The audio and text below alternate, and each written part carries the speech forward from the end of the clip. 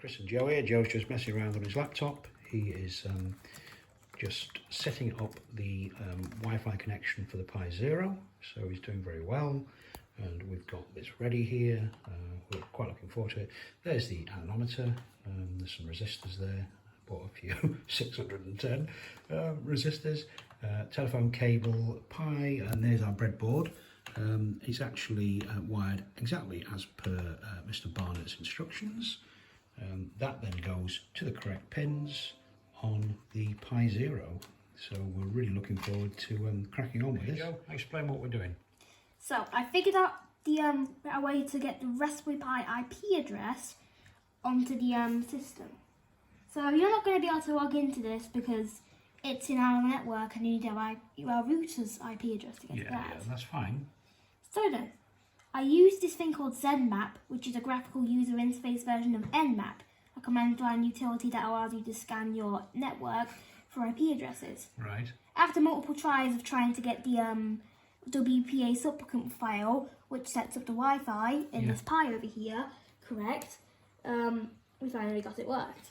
Right, great. So what's the next step, Joe? The next step is to log in through PuTTY, which is the command line thing, and call FTP LE, which is the thing which allows you to look through the files, and we'll be done. Great. Okay, well, let's move on. Just use Core FTP, I believe. LE edition. Yeah, LE edition. And he's managed to connect to the Pi.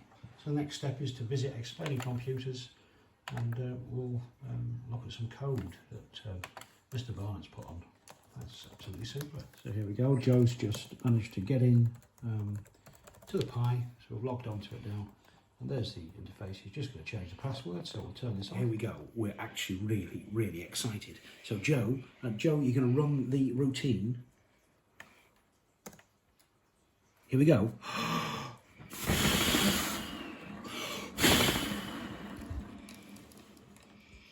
Come on. Oh, it's brilliant, it works. It's alive, it's alive. This is a handheld Kestrel anemometer, so let's go for it, Joe.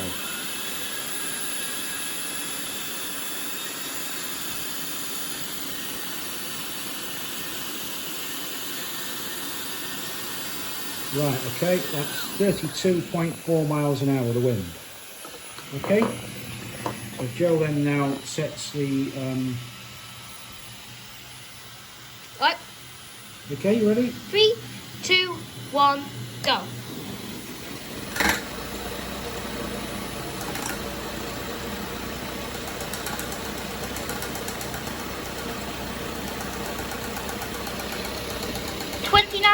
.76.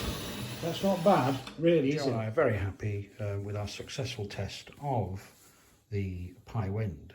And this is our very first make, which again was inspired by Explaining Computers. But we made our own special Pi weather pod. And we used a BME 680 in there, which measures air quality and everything. And this just lifts off there. All the wiring and pins go up through there. That sits in there nicely. So we're going to come up with a similar case for this one. So, but we're actually really overjoyed with the build, aren't we, Joe? I just can't get enough of it. Can't stop talking about it. Yeah, it's brilliant. And so obviously that's the very nice, neat breadboard. If I can actually focus on it, there we go. Yeah, and it's we're very happy with it. Very, very happy indeed. This gets a 10 out of 10 from Joe and I, does it not? 11 out of 10. It was great fun to build. You can't have 11 out of 10. It's a mathematical impossibility. Sorry, Father. When people say I give 150%, it's stupid. They can only ever give 100%. Wouldn't it just be 1.5 then? No, you can only give 100%. You can't give more than that. When people say I'll give it 1,000%, it's a ridiculous statement, Joe. How dare you? Anyway, so yes, we're really happy. Yes, we just can't contain our joy at this.